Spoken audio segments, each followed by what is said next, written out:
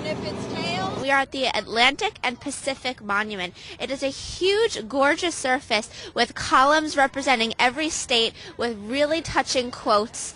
And as the people walk around, they're trying to find their state to take a picture with it and also read the quote that signifies what the soldiers represented. Actually, if you turn to my right at the moment, you can see the Washington Monument, which is really cool because where I am is in the middle of the Washington Monument, and then over here you could see the Lincoln Monument. So it's like a row of monuments, and because I'm standing in the middle, I can see all three at one time. It's a really special and significant place.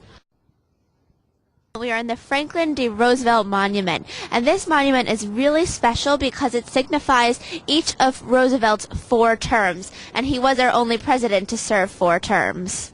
I think just walking the mall has been a lot of fun. We've went to maybe 3 or 5 different memorials, one after the other, and that was just a lot of fun. We finally made it to Mount Vernon, Washington's house, which is right behind me. In the individual rooms in the house, there is an interpreter in each room, and the interpreter will be telling us what the room was used for and who stayed in it, which is really awesome. You can see that people are going into the body of the house right now. And if you go to the right, over here, this is where the slaves were kept and housed. Washington did own many slaves because this whole plantation, if you look over here, was where he grew his tobacco and crops.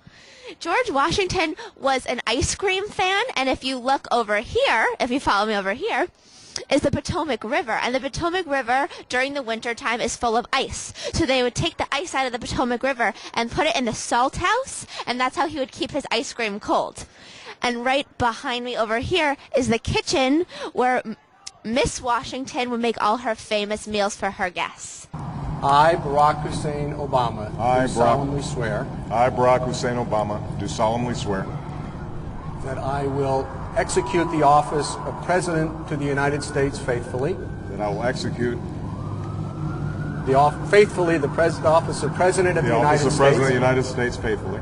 And will, to the best of my ability, preserve, protect, and defend the Constitution of the United States. Preserve, protect, and defend the Constitution of the United States. So help you God. So help me God. Congratulations, Mr. President.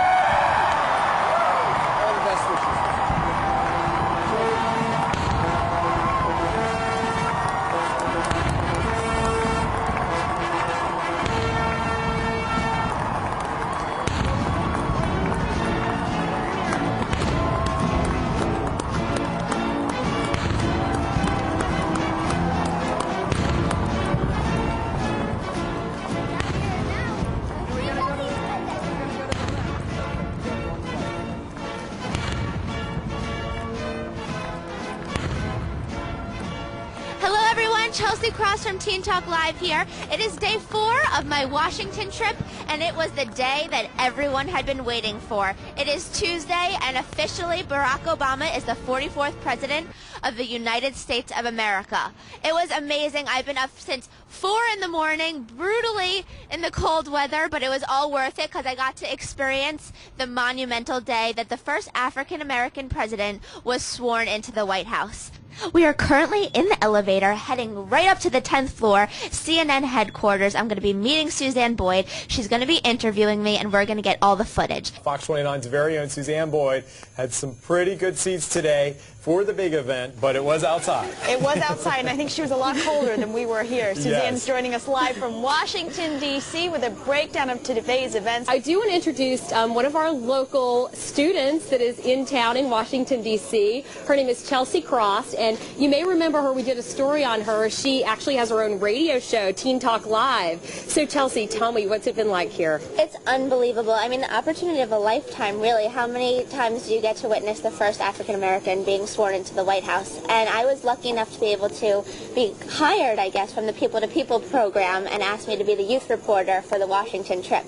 So not only am I reporting everything that I'm going to, from the memorials and the monuments to the museums, I actually got to witness the Washington inauguration for myself. And you were telling me that you know, I sat in the seated area, which was kind of stuffy, but the mall was just, I mean, electric. So tell me what it was like to be there and standing on the mall. I mean, I witnessed the definition of of a mob today. I mean, you could not, move, let alone breathe sometimes, but it was the positive spirit in the air that got you so excited, and it was just everyone's reaction and the crowd feeding off each other. It was like you were with your family standing in the mall, even though there was like a mass, millions and millions. And the people chanting, Obama, and yes, we can. I was there. I was doing it. So what was the best part of your trip?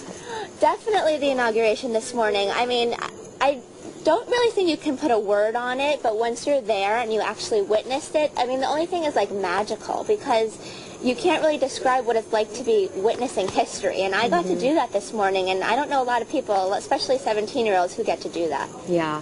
So, and you came with a bunch of friends, or just people that you just met? Well, I came with the People to People program, so that's kids from all over the country. There's actually someone from Ecuador on the trip, so I got to meet people from all over the country. I was making friends with tons of people around me. It's been an incredible experience. It has. Are you flying back tomorrow? I'm flying back Thursday. Thursday. All right, so she gets an extra day. Back to you guys, Eric and Emily. All right, Suzanne, thank you for that report, and we look forward to you coming back. But, Suzanne, it's cold down here, too, so you're not going to be escaping the cold. It is still cold here, exactly. I know, I hear. All right, thanks for that report. I thought it was inspirational. Exciting. Cold.